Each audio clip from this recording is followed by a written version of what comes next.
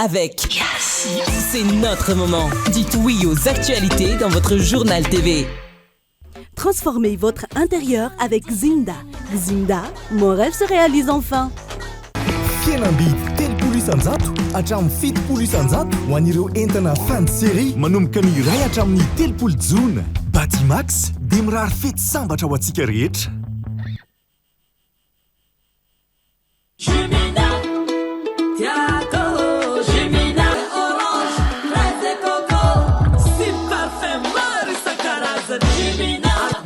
Mety aminà Manolotra ho anao ny vaovao.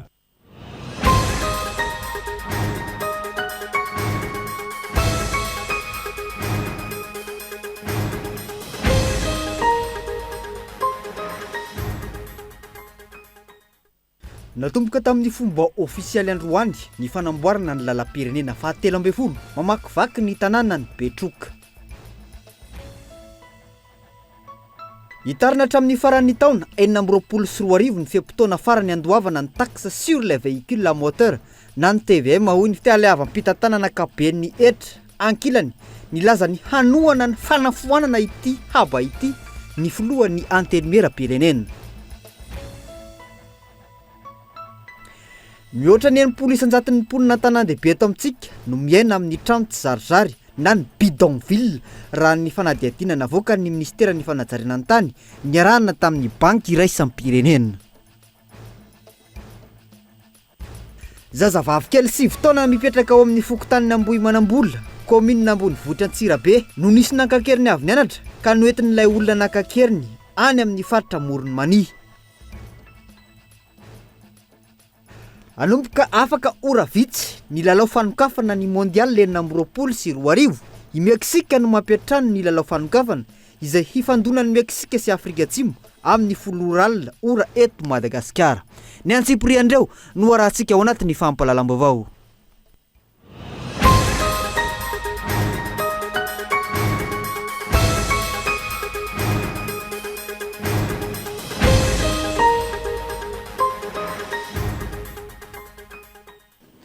Manatitra ny araba tompokilasy sy tompovavy manaraka ny fampalalam-baovan'ny Kolo TV amin'izao alina izao asainay ampanajana ianao anaraka hatramin'ny faran'ny fampalalam-baovao. Mahakasika ny tontolon'ny fanamboaran-dalana no anokafantsika azy natomboka tamin'ny fomba ofisialy androany ny fanamboarana ny lalam-pirenena fahatelo ambin'ny folo mamakivaky ny tanàna ny Betroka. Raha mbola eto izahay tsy maintsy ataonay ny fitadiavana vola hanamboarana ny lalam-pirenena fahatelo ambin'ny folo na oela na oaingana hoy ny filohan'ny fanavaozana ny Republika nandritra ny fandraisam-pitenena ny androany. Andeo rahantsika ny antsipriam-baovao mahakasika izay. Tsy nanome toky fa nampafantatra ny vahoaka atao Betroka amin'ny fitadiavana famatsim-bola anamboarana ny lalam-pirenena fahatelo ambin'ny folo ny filohan'ny fanavaozana ny Republikan'i Madagasikara nandritra ny fanomboana tamin'ny fomba ofisialy ny fanamboarana ny lalana mamakivaky ny tanànan'ny Betroka ny maraina teo. Lalana izay mampitaraina ny mponina no izy tsy nisy fanamboarana tao anatin'ny taona maro. Raha mbola eto zahay, za tsy hanome toky eto aloha satria tsy fombanay manome toky. Satria mbo tsy nahita vola na dia mitady zay mbo tsy nahita vola amboarana ny RN13 atra eo Ambovombe. Satria Ambovombe mandeha Fort Dauphin fa adiny ray fa vita goudron any. Ambovombe atra Ihosy manahirana atsika io. Raha mbo eto zahay hitady vola hamboarana an'io. Tsy maintsy ataonay ny avitan'io RN13 io na fito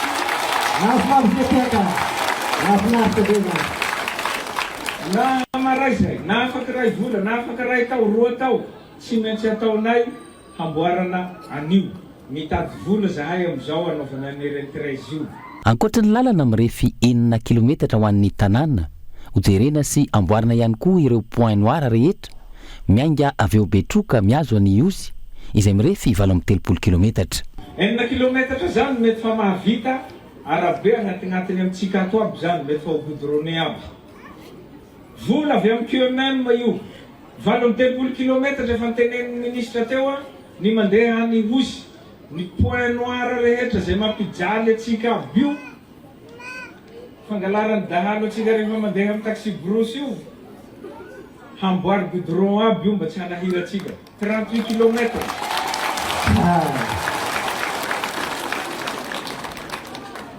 araky ny teniny Andriamanitra sy ny vavam-bahoaka teo a ny commune efa mandeha hany a ny taratasy mikasika an'izay a mety tsy ho ela dia efa hivoaka ny entreprise famboatra ny commune reo iny.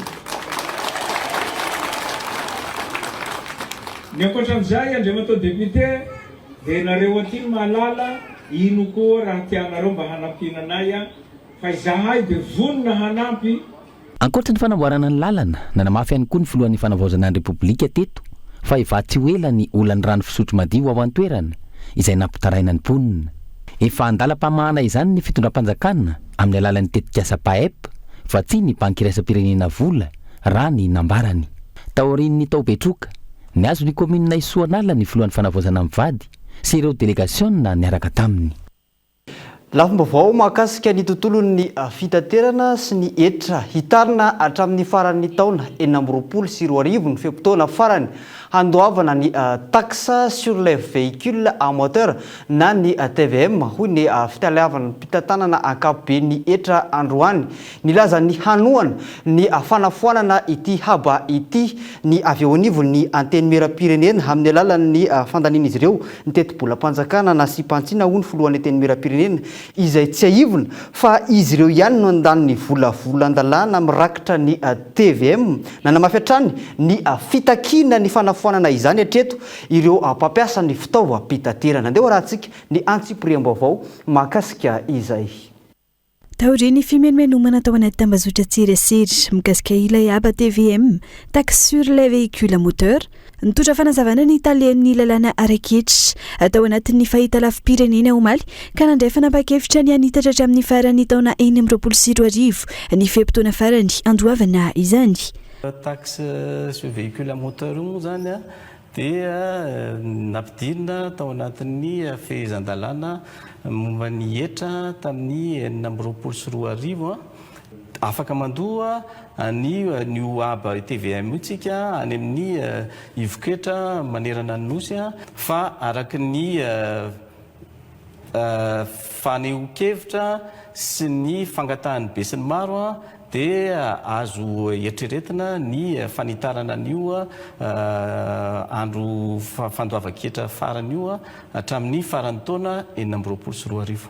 Ny antonantony nampidirana an'io TVM io moa zany dia noho ny fiarovana na ny fiarovana ny tontolo iainana efa natao ny ataontsika hoe étude mikasika nyreo aba ampiaran'ireo izay tokony ho zakan'ny fahefamividy eto Madagasikara. Taoriany resabe samihafa ihany koa naneho hevitra ny filohan'ny anteny mera-pirenena tao anaty pejy Facebookny fa etra no foron'ny fitondrana teo aloha ity TVM ity ka anoana ny fanafoanana izany avy ao anivon'ny anteny mera-pirenena ao anatin'ny fandiniana ny loi de finance rectificatif na ny LFR raha tsy aivana nolanin'ireo solombavam-bahoaka ankehitriny ny volana novambra 2024 teo ny LFI 2026 izay nirakitra ity etra TVM ity. Tranga izay azo andikana fa efa fahazara ny ankamaroan'ireo solombavam-bahoaka ny madany tsy ampiheverina ny volavola teti-bola-panjakana ka tsy nahatanteraka ny asany araka ny tokony ho izy ireo ho ny faneho-kevitra samihafa. Manamafy hatrany tsy fanekany ity aba vaovao ity ireo mpandrarany fitaterana vesatra vaovao azy ireo zany ary tsy mifanaraka amin'ny fahefamividy eto an-toerana ho ny avy eo anivon'ny firaisan-kinany mpitatitra ivondronana ireo mpitatitra samihafa. Hoe vesatra vaovao mavesatra ho an'ny mpandrarany fitaterana io TVM io ny sarja samihafa rehetra izay miatra aminay zany izay efa zakainay dia tena tsy mamelanay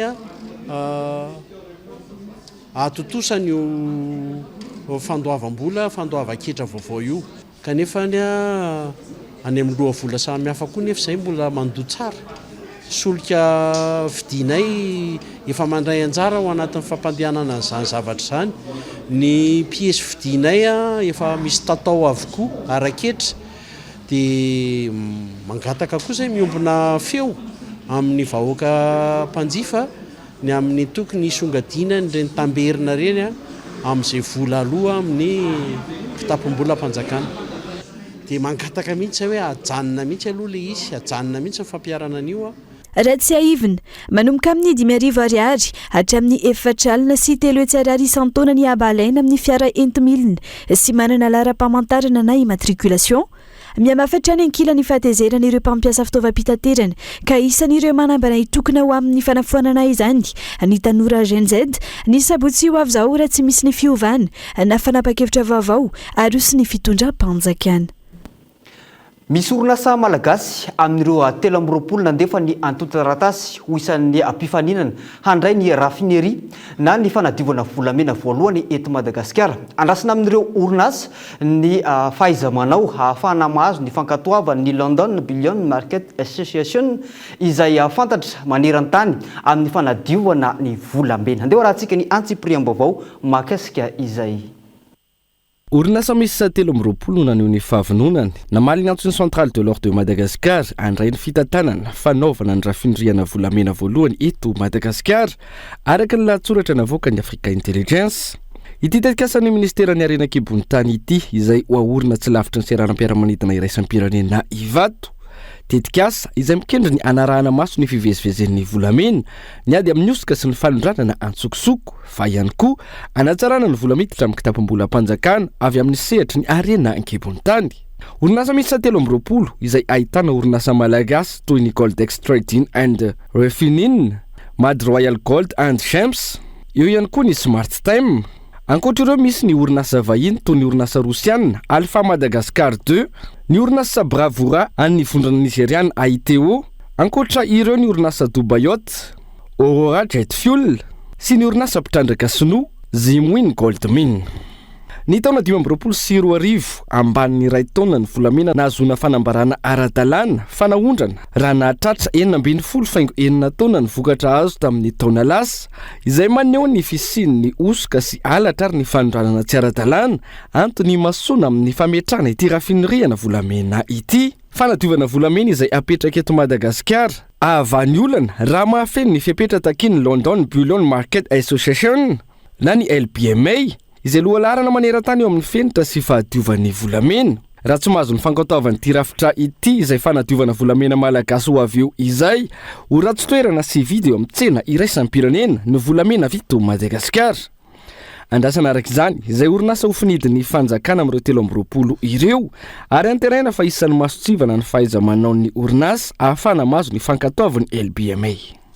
Lafim-baovao mahakasika ny ady amin'ny kolikoly eto Madagasikara. Maro ny ezaka vita hiadiana amin'ny kolikoly saingy tako ny hamaroan'ny kolikoly misy eto amintsika izany raha ny fanazavana izay voaray ka tsy misy fiantraikany amin'ny fiainam-bahoaka izany nirosoana araka izany ny dinika hijerena manokana ny hoavy ny ady amin'ny kolikoly eto Madagasikara. Andeha rahantsika ny antsipriam-baovao mahakasika izay eto ny Gaëtan Andriatsilavo.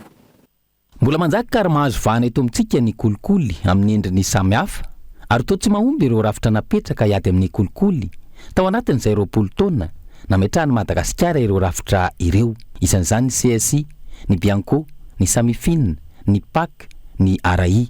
Takon'izay fahamaroan'ny kolikoly izay ireo ezaka vita. Maro ny zavatra vitantsika kanefa ny fahitan'ny olona azy, ny fahatsapan'ny olona azy dia tsy nahitana fiantraikan'ny vatana tany amin'ny fiainan'ny olona tsirairay zany atin'ny kolikoly zany raha mbola hitan'ny olona mbola manjaka ny fahalovana mbola manjaka ny tsy mahafinahita. Izay constat zay zany no atrehantsika eto hoe raha izay na ny zava-misy dia ahoana ny fomba anatsarantsika anavozantsika ny fotony ny rafitra miady amin'ny kolikoly ny fomba fiasa ny fomba fisainana. Araka izany natomboka androany ka ifarana rapitso ny dinika ijerena no avy ny ady amin'ny kolikoly eto amintsika izay mifototra amina lohahevitra 3 lehibe fandiniana lalina ny paikady-pirenena hiadiana amin'ny kolikoly sy ny rafitra fampiarana azy, ny fahaleovantenan'ireo rafitra miady amin'ny kolikoly sy ny fandrindrana ny fiaraha-miasa amin'ireo androm-panjakana samihafa voakasika ary ny fanavaozana ara-pitsipika sy araka ny lalàna mety anamafy ny fahombiazan'ny fanenjehana sy ny fampiarana ny sazy, ny fametrana mangarahara ampahomby kokoa ny famerenana amin'ny fanjakana ny arena azo tamin'ny tsy ara-dalàna. Zava-dehibe io famerenana amin'ny vahoaka sy ny fanjakana io arena azo tamin'ny tsy ara-dalàna io raha ny fanazavana voaray. Efa miroso amin'izany sika amin'izao fotoana miainga hatrany amin'ny kolikoly goavana. Izao tsika vao manomboka manenjika an'izany ary ao anatin'ny stratégie daholo izay hoe hatrany ambony anaovana démantèlement na ny fandravana an'izany kolikoly avolenta izany izay le hoe gros poisson. Dia izay zany le stratégie hoe hatrany ambony anaovana ny fandravana ny ady amin'ny kolikoly dia amin'izay ny atao hoe l'exemple vient d'en haut, avy any ambony ny ohatra dia ny aty ambany amin'ny eritreritra leo adzany sady ny vokatra izay fiadivana amin'ny kolikoly avy any ambony izay miteraka ny fitsinjarany arena avy aty ambany satria rehefa tsy misy manodinkodina ny volam-panjakana dia afaka manamboatra lalana isika, rehefa tsy voadinkodina ny volam-panjakana afaka manamboatra ny sekoly sy ny table banc ary miay ny fampianarana isika, rehefa tsy voadinkodina ny volam-panjakana dia tena voaloara-dalàna ny tokony aloha rehetrarehetra na rehetra takiana reny rehefa tsy voadinkodina ny volam-panjakana dia ny hetra izay takiana amin'ny vahoaka dia ampiasaina amin'ny fanodinana ny fiainam-pirenena sy ny fiainam-bahoaka. Angonina sy andalo fandaminana miaraka ireo sosokevitra ivoaka aoriany ny tidinika manetiny roa andro ity ahafana mamolavola tondrozotra manamafy ny rafitra stratejika miady amin'ny kolikoly eto amintsika, anampy ihany koa amin'ny fandrafetana ny atoto-kevim-pirenena ho an'ny fanavaozana ny rafitra sy ny andrim-panjakana eto amin'ny firenena. Lahomba vao makasika ny fiainam-pirenena sy ny politika izay hatrany nanaiky ampiena 700 ny karamany sy anafoana ireo tombontsoa ara-bola maro ireo solombam-bahoaka misa hatrany amin'ny 720 tao Hongrie ho fanarenana ny volam-panjakana sy ho fampienana ny fandaniam-bola-panjakana amin'izao fotoana izao izay fanetretena tsy mbola nanana ny solombam-bahoaka sy ny manam-pahefana malagasy raha ny zava-misy eto amin'ny firenena no jerena. Andeha rahantsika ny Tsipria mbavao makasika izay eto ny Daniela Minoarfo.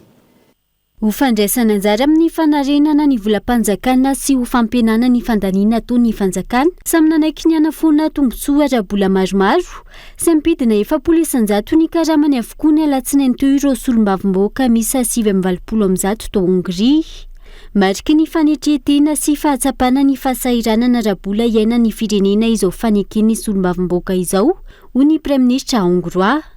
Fanetretena izay tsy mbola hita taratra amin'ireo solombavim-bahoaka sasany nampindramina fahefana eto Madagasikara hita amin'ny farim-piainan'ny mponina izany raha ny fanehoan-kevitra. Raha tsarotsika tany am-panombohan'ny famaranana-taona 2024 nisy note zay hoe politika amin'ny fitsitsiana no atao anatin'ny teti-bola zany mandritra ny fanavaozana ray manontolo. Dia izay moa zany tokony hazavaina hoe fitsitsiny tokantrano isa-tokantrano ve isa fitsitsiny eo amin'ny androm-panjakana rehetra.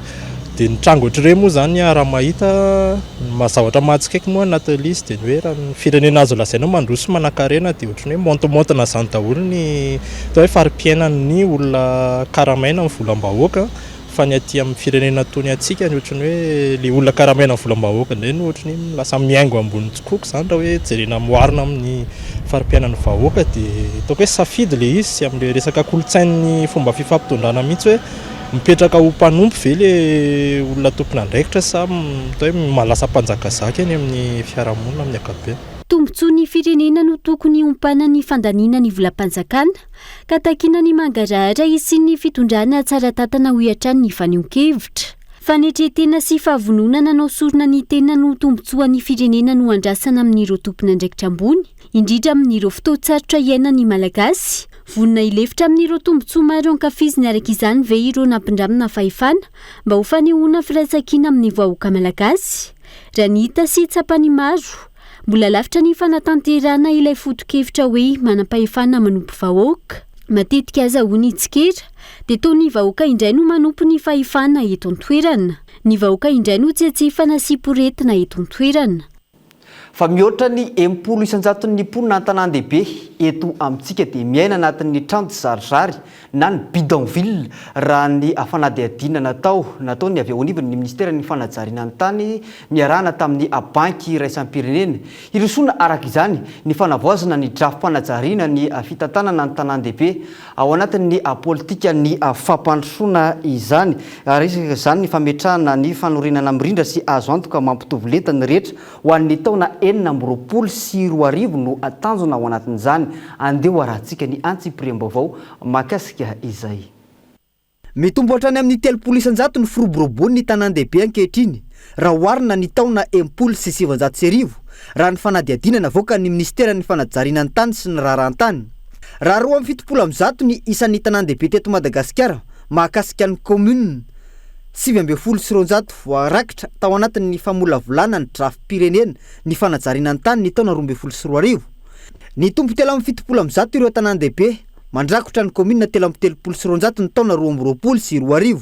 Mitombo manaraka izany ihany koa ny fitombon'ny mponina izay malagasy iray amin'ny 3 na ny 400 ny mponina ny monina an-tanan-dehibe amin'izao fotoana izao ka vinavinaina ho ny antsasamanila ny malagasy no hipetraka an-tanan-dehibe amin'ny taona 532. Tsy zarizary ary tsy voaro ny fisitrahana trano fonenana an-tanan-dehibe eto amintsika.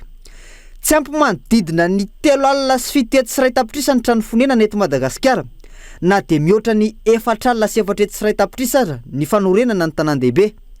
Mihoatra ny 100 ny mponina an-tanan-dehibe no tsy manana trano fonenana mendrika fa miaina amin'ny trano tsy zarizary avokoa na bidonville. Tanàna 700 ny tsy manana drafi-panajariana ny amin'ny tanan-dehibe avokoa raha toka 220 no manana izany.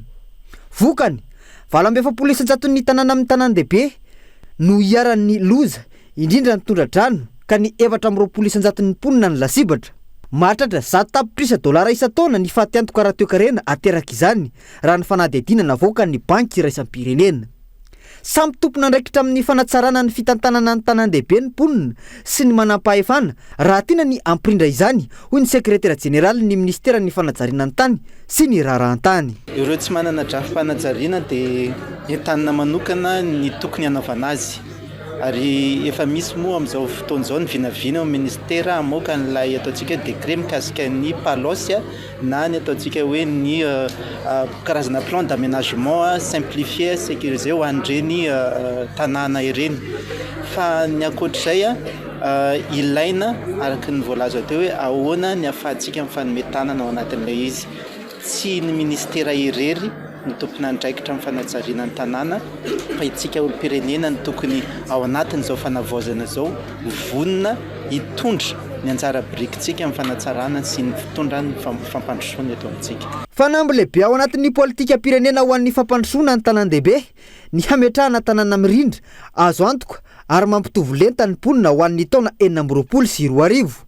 No tanterahana androany araka izany ny fikaonan-doham-pirenena ho an'ny tanan-dehibe andiany faefatra ahafahana maka ny sosikevitra ireo mpisehatra voakasika toy ny tanora, ny eo anivony ny commune sy ny faritra hanatratrarana ny tanjona. Ao anatin'ny tanan-dehibe no ifantohany ampahany lehibe amin'ny hoavin'ny Madagasikara. Ao no ivangongony asa famokarana ny arena, ny fanavaozana, ny fampiasam-bola ary indrindrandrindra ny tolo-draharaha fototra.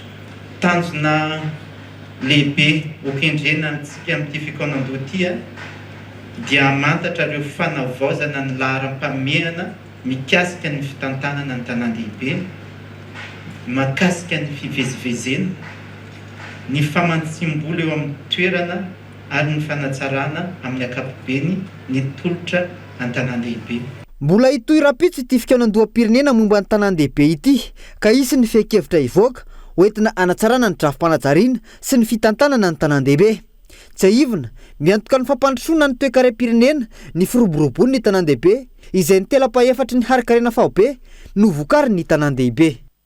Vaovao mahakasika ny tontolon'ny toe-karena eto Madagasikara sy ny fandrarana ho sarotra ny fampiroboroboana ny sehatry ny fandrarana raha tsy irosoana ny fanamorana ny sehatry ny findramam-bola eto Madagasikara hoy ny centre des jeunes dirigeants. Maro ireo tetikasa sy vina izay nentin'ireo mpitondra rehetra ny fandimby fa tsy mbola mipakatany amin'ireo tanora manana tetikasa sy te handrara izany mandrak'androany. Ndeo raha antsika ny tsiporiam-baovao mahakasika izay. Olana efa niainany tanora te hiditra eo amin'ny sehatry ny fandrarana tamin'ny 20 taona lasa, mbola sedrain'ny tanora amin'izao taona 420 izao. Borofo fa tsy nisy asa mivaingana sy nitoty amin'ireo fitondrana ny fandimby ho fanohanana ireo tanora malagasy manana tetikasa raha tsy ilaza afa-tsy ny fisitrahana famatsiam-bola hoy ny centre des jeunes dirigeants. Ny olana sedraina araky ny tontolon'ny fandrarana tena ny araka ekonomika voalohany indrindra eto amintsika. Financement sarotsarotra raha hoe indrambola ny banky ianao raha misy projet ana fibobona tianao atao ohatra ao anatin'io anasanao avo be nyto eto amintsika mety olana anankiray zay ho an'ny mpandrava eo koa ny olana ara sosialy politika eto misy eto amin'ny firenena ny sehatry ny fambolena sy ny fiompiana mbola mila n'izay hoe professionnalisation sy accompagnement ny mpandrava. Eo ireo olana izay anairana tran'ny fitondram-panjakana ny ametrahana fepetra maharitra olo ovain'ireo mpitondra mifandimby. Maro ihany koa ireo fanapahana ofisialy efa noraisina ho fanamorana izay fahafahana misitraka toana ara-bola izay fa tsy hita ny fampiarana azy.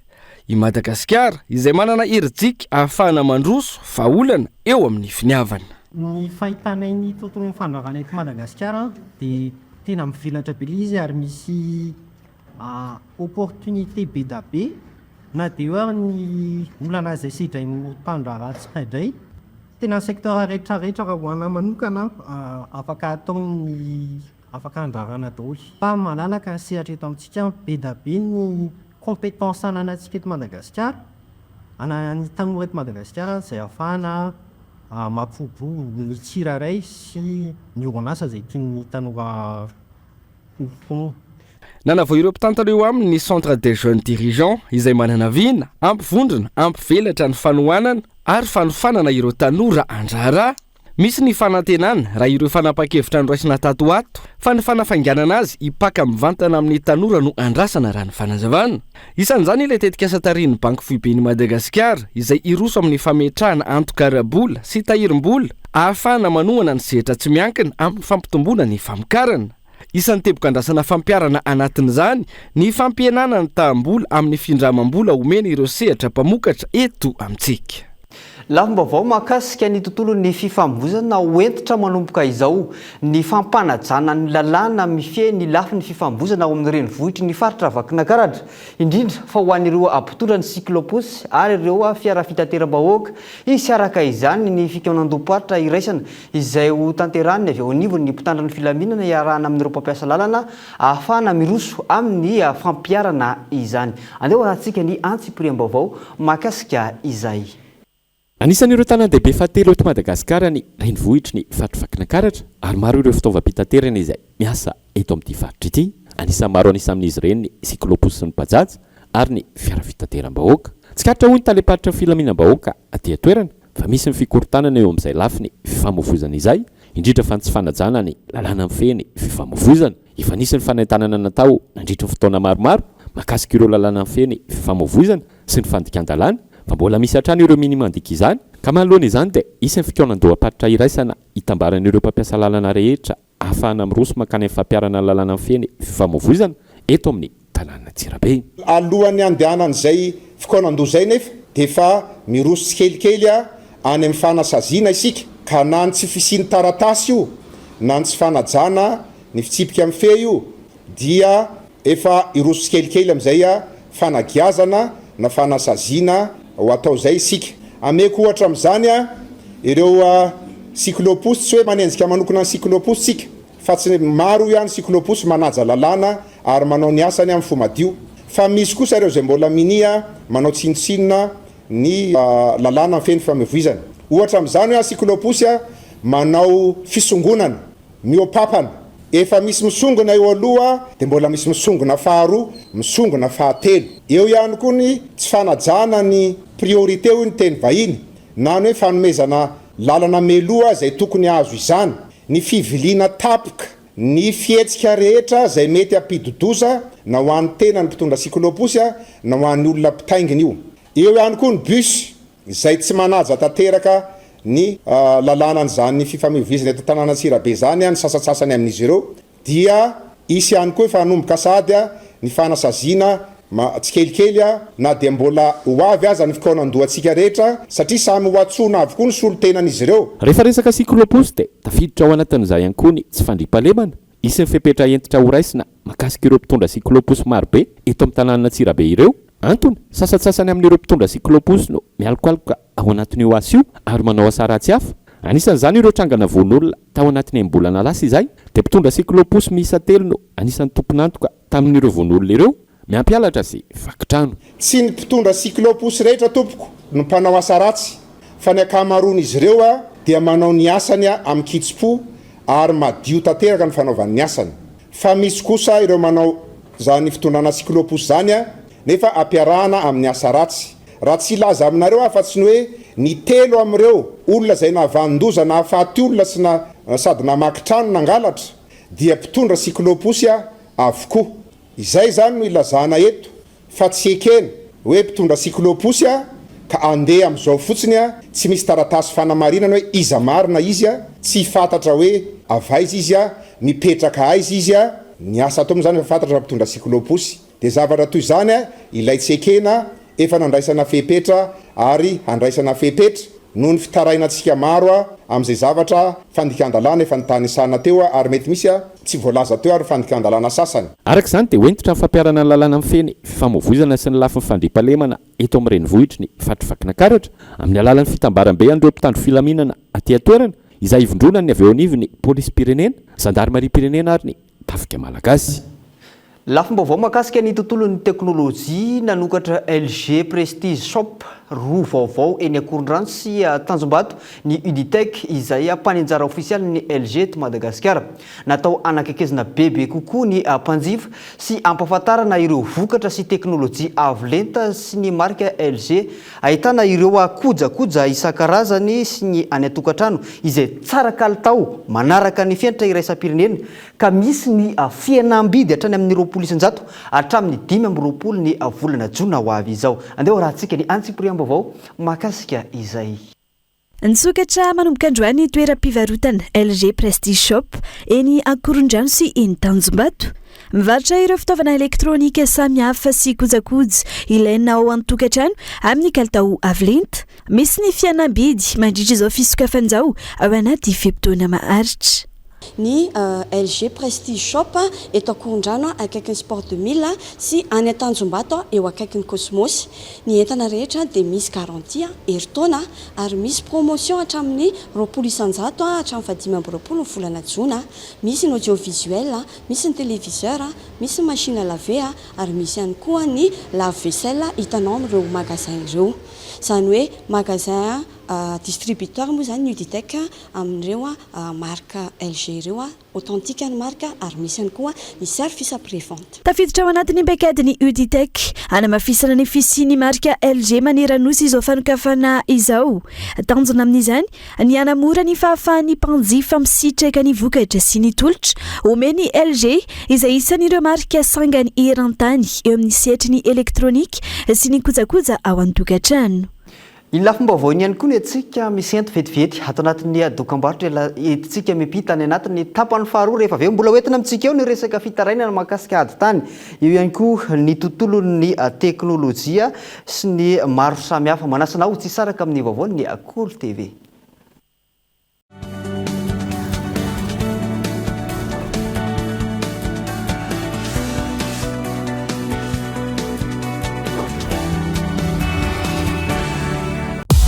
Efa notsapainao ve ny hery Powerplay Pro ay vahaolana mbalika vavao ampilamina amin'ny fiainanao azo antoka matanjaka misy batterie 800 Wh mazaka ireo fitaovana fampiasa andavanandro jiro maro ordinateur portable TV frigo éco-énergétique perceuse rasoir électrique sy ny sisa Powerplay Pro mandeha amin'ny herin'ny masoandro afaka lohanao tsikelikely baliky mamiratra no aviko.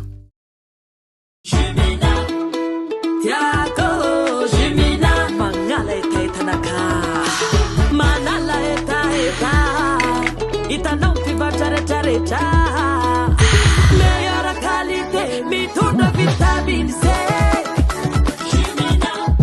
Ny goûter naturel tsy pirate fa tegna réel. Parfait orange, fraise et coco sy parfait maro isan-karazany. Avy agny Europe amle tegna top. Mina mety aminà. Coucou Angie. Coucou. Les stories letrana kosa tena jay. Merci Benji. Ina tena tsy instagrammable mihitsy. Te hanolo jiro sy karaoty ato fa dans le rouge budget zao. Mandalova Batimax. promo be volana jia manontolo klikeo tsy liantsinge asaramanitra miavaka fienambidy 5 isanjato be zao ho an'ny sanitaire sy carnage ary luminaire fienambidy 10 isanjato kosa ny amin'ireo kojakoja sy fitaovana ilaina amin'ny fanorenana fienambidy 3 isanjato hatramin'ny 7 isanjato ho an'ireo entana fin de série manomboka ny iray hatramin'ny 3 jona Batimax dia mirary fety sambatra ho antsika rehetra.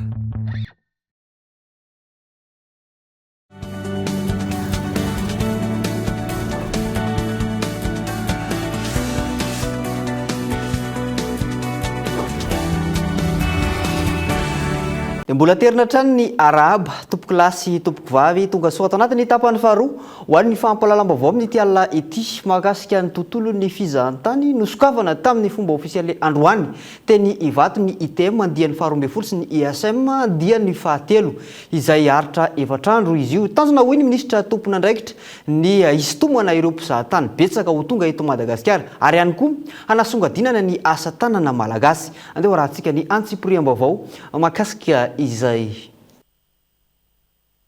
natomboka tamin'ny fomba ofisialy androany ary aritra efatrandro ny tsena be iraisam-pirenena ITM mandeha ny faharoa ambin'ny folo sy ny IHM mandeha ny fahatelo fotoana natokana hanasongadinana ny fizahantany sy ny asa tanana ary ampahafantarana bebe kokoa an'ny Madagasikara. Zany rehetra zany dia hoe tsika milaza fa manana ny toerany fizahantany eto Madagasikara ary ao anatin'ny efatrandro dia afaka atakatra sy ahita isika hoe arena tovozina tsy mety lany ny arena nanany firenena ny famadiana azy ho lasa loharanon-karena iantraiky amin'ny fiainany malagasy no tanjonsika akademia zay fa anamora ny sehatra rehetra ireo département ministériel mifandray amin'ny fizahantany sy asa tanana ahafahantsika mirozan'izay famadiana azy ho loharanomaritra ho arenany Madagasikara izay. Isan'ny sehatra mampandroso ny toe-karena ny fizahantany noho i Madagasikara manana arena voajanahary sy kolotsaina miavaka. Maro ny sehatra azo trandrahana ahafahana misintona mpizahatany hitsidika eto amintsika. Ohatra amin'izany ny zavaboary sy ny tontolo iainana, ny morontsiraka sy ny ranomasina ary ny kolotsaina sy ny tantara. Tanjona amin'ity taona ity raha ny fanazavana ny sintona mpizahatany mihoatra ny 3 alina sy 3 hetsy eto Madagasikara. Mahavelombolo ny antotanisa izay ananantsika na dia eo aza ny zavatra maro samihafa géopolitika izay tsy voatery tsara ho an'ny fizahantany dia mahavelombolo be dia be koa ny ezaka ataon'ny ministera efa fantatsika ataon'ny mpisehatra rehetra izay aloha tamin'iny efa bolana voalohany iny fa inona rehefa be dia be ny tonga amin'izao fotoana izao misy ny ezaka atao fanatonana ny croisière samihafa tena hoe izay ezaka rehetra azontsika atao ekarana ambonin'ilay 3 alina sy 3 hetsy dia ho ataontsika any amin'ny farany taontsika mifankahita hoe naomby sa tsy naomby ny paikady nitondrantsika ny fizahantany sy asa tanana teto Madagasikara. Tsahivinatrany ny faharoa ambin'ny folo ny volana jona ho avy izao no hifarana ity tsena be iraisam-pirenena ITM mandeha ny faharoa ambin'ny folo sy IHM mandeha ny fahatelo tanterahana eny Ivato ity. Lafim-baovao mahakasika ny raharaham-piarahamonina hiaran'ny fandrahonana indray ireo mponina eny Anosy andrefana voalohany izay misy mikasa aka indray ny tany izay fonenan'izy ireo raha ny fitaranana izay voaray androany miantso vonjy amin'ny fitondram-panjakana izy ireo amin'izao fotoana izao mba hanafainganana ny fikarakarana ny antota taratasy izy ireo mahakasika ny fanoratana aminy ny tany amin'izao fotoana izao taoriana nandalovan'ny filohan'ny fanavaozana teny antoerana mba hijeraka ity raha ity andeha rahantsika ny antsipriam-baovao mahakasika izay. Velotaraina ireo mponina manodidina ny 700 tokantrano ahitana 300 olona eny Anosy andrefana voalohany. Antony misy mikasa aka indray ny taniny ka hiaran'ny fandrahonana sy ny tsindry azo lena izy ireo amin'izao fotoana izao. Ireo mponina ireto izay efa niaran'ny fandrodanana ny tranony ny volana Desambra 2020 sy 2020 ka tonga nidina teny an-toerana ny filohan'ny fanavaozana ary nanome fitaovana fanamboarana ny tranon'izy ireo indray. Efa nisy ny fikarakarana ny taratasy ny tanin'ireo mponina ahafahana manoratra ara-dalàna azy ireo ity tany ity saingy tsy mbola vita izany hatramin'izao ka mahatonga ireo olona voalaza fa mandrahona haka indray ny tanin'izy ireo. Mangataka amin'ny fitondram-panjakana ny hamana izao olana izao aingana araka izany ireo mponina. Fandrahonana zany mandeha dia hoe arodana hiala teo nareo hoe tsy misy hoe tany ho anareo zany fa fotoana fohy nareo dia efa itsingatotra teo nareo fa mitany fa lasanay io zay ny nangataka an'io fa tsy mena anareo zany io dia mitarainy zay Andriamatoa filoha mba mba mangataka ny amin'ny rahaponareo ao ianao raha mato ministry ny fitsarana indrindraindrindra koa ny ministry ny fanajariana taraina ny taraina ampelantanana anareo zay mba tatera ho atsakasandavany amin'ny fanananay mba mazava tsara satria mitaitainy zay nytiana atongavana zany andrematoisany a dia mba ny any afianganana ny avy tany taratasy mba hanananay azy hoe tena anay fokon'olona marina ary hanananay fahefana marina zany ankoatra izay manjaka ihany koa ny tsy fandriam-pahalemana eny an-toerana ka miantso vonjy amin'ny tompona ndraiky mpanjakana izy ireo fandriam-pahalemana efa tsy mandry ny trano fanintso ray ingan'ny olona dia voarobany atao trano mandeha indray a tsy dia misy olo mitondra antsy a manendaka lasa hoe tena lasa fampioroorona be le aty aminay lasa toerana tsy fantatra tsony hoe misy ambadika ve ny antony reny olo reny nefa hatramin'izay tsy nisy an'izany teto a lasa mandry tsy lavoloha izahay tena hoe tsy mahita fiadanana amin'ny alina ara dia miambina mihaino hoe inona indray nisy eo androany a ka dia mba mangataka anareo mpitondra fanjakana mpandray ny andraikitra rehetrarehetra momba ny sécurité momba ny fandriam-pahalemana mba hijery an'ireto vahoaka reto hatramin'ny jiro maizina zay aty nisy nampanantena hatreto loha mbola miandry mba mangataka izay mba ho totosaina hatramin'ny farany a zay mba etaetanay vahoaka ny mba hanoranareo anay ny tany araka n'izay faingana mba hanovanay an'ilay izy briky fa tena mitaintaina ny ankizy avelato amin'ny roa alina lasa mitady vola tena hoe tsy mandry izahay tena tsy mandry fa mitaintaina tsy aivona efa intelo no niaran'ny fandrodanana ny tranony fonenan'izy ireo ka fandrahonana fantelony iny nidinan'ny filohan'ny fanavozana teny an-toerana iny ny volana desambra 2024 nanamafy ireo mponina fa efa ho 2024 taona no nanajary ity toerana ity izy ireo lavim-baovao makasika ny trangam-piarahamonina izay hatrany natao androany ny fitsarana ireo olona folo mirahalahy solitena ny fokon'olona mpanamainty molaliny tany tao Andriabe kaominina Betsinjaka distrika ny Toliara faharoa ka nahazo sazy hatrany amin'ny atelo volana tranomaizina izy ireo tsy manaiky izany nefa ireo fokon'olona ka nanao antsoava amin'ny fitondram-panjakana hamitsorona ireo namany sy amerenana ny taniny izy ireo andeha rahantsika ny antsipriam-baovao mahakasika izay sazy telo volana an-tranomaizina no mahazo ireo folo mirahalahy solitena ny fokon'olona mpanamainty molaly ny tany ao Andriabe komininy Betsinjaka distrika ny Toliara faharoa resaka fandrahonana no nitoriana azy ireo raha ny fanazavana nanamafy anefa ireo fokon'olona fa solitenan'izy ireo ny karakara ny taratasy ny tany ireto folo mirahalahy ireto ka tsy ekeny izay didy mpitsarana izay androany raika ambin'ny folo jona dia nisy ny didy ny voaka fa ny ray aman-jeny na folo mirahalahy zay mpikarakara satria misy olo raiky manao hoe manana ny tany ao Betsinjaka nefa lavinay zany fa nirazanay no ny mpamboly na mainty molaly eo lovanay zahay tanora sy anaky noho ny ray aman-jeny afara to maro toa zany marinay toa fa ireo olo folo reo ro mikarakara ny taratasy solotenanay vahoaky maro toa fokon'olo zay mipetsaka amin'ny tany io ao mikarakara tany io dia ino ampigajana azy natao hoe ny menasy fa tsy ny menasy ireo zay zany ny antony zahoana sazy telo volana tranomaizina manoloana izany dia miantso ny fitondram-panjakana ireto fokon'olona hijery akaiky ny nenevo ny fitsarana izay mbola ahitana fampiasam-bola amin'izao fotoana ny fanavaozana izao mangataka ihany koa izy ireo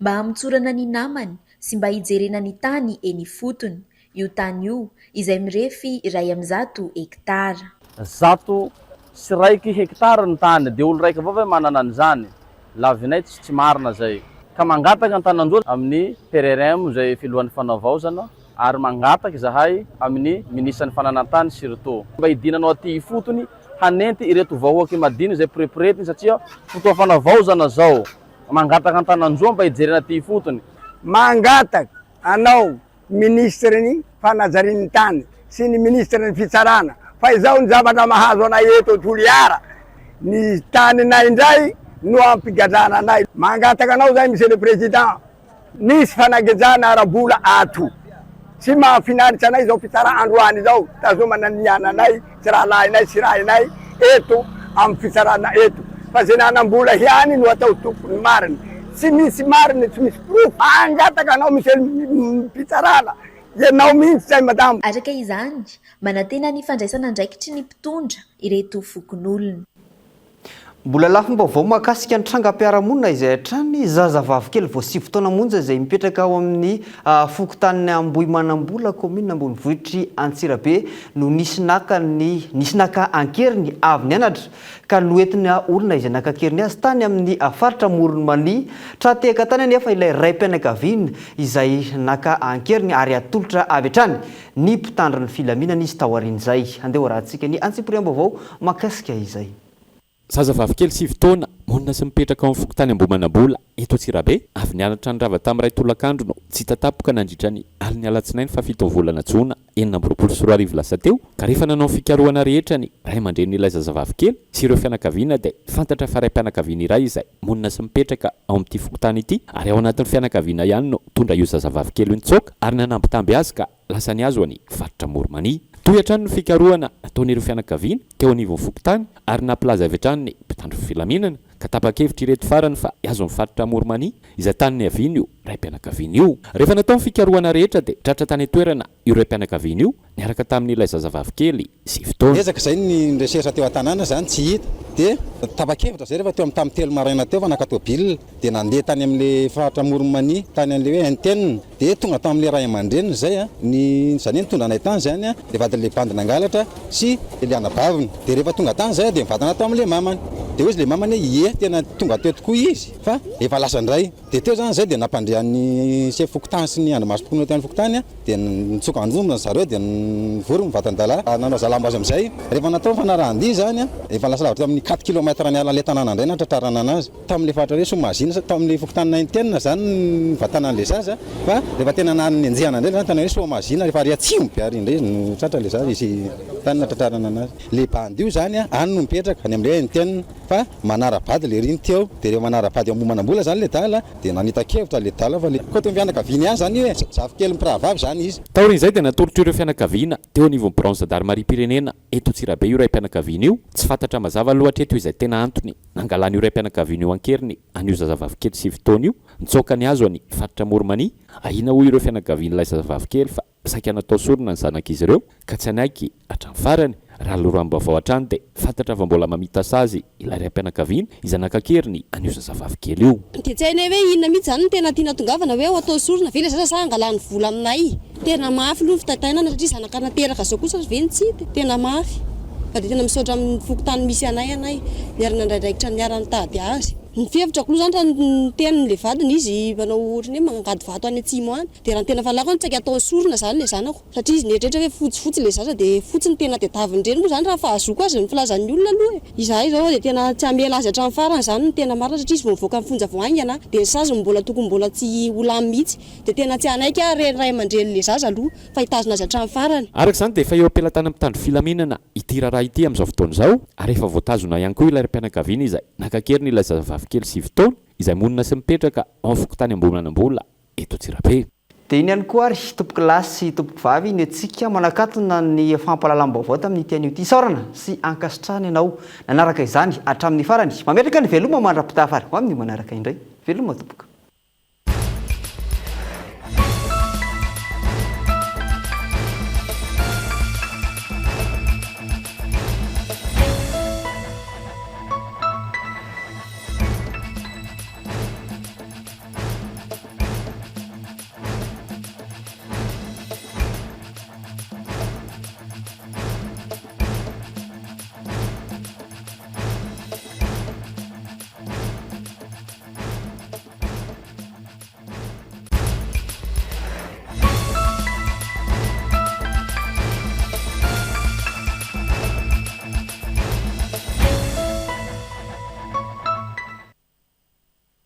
Transformez votre intérieur avec Zinda. Zinda, mon rêve se réalise enfin. Fianambidy 3 isanjato hatramin'ny 7 isanjato ho an'ireo entana fin de série manomboka ny iray hatramin'ny 3 jona. Batimax dia mirary fety sambatra ho antsika rehetra.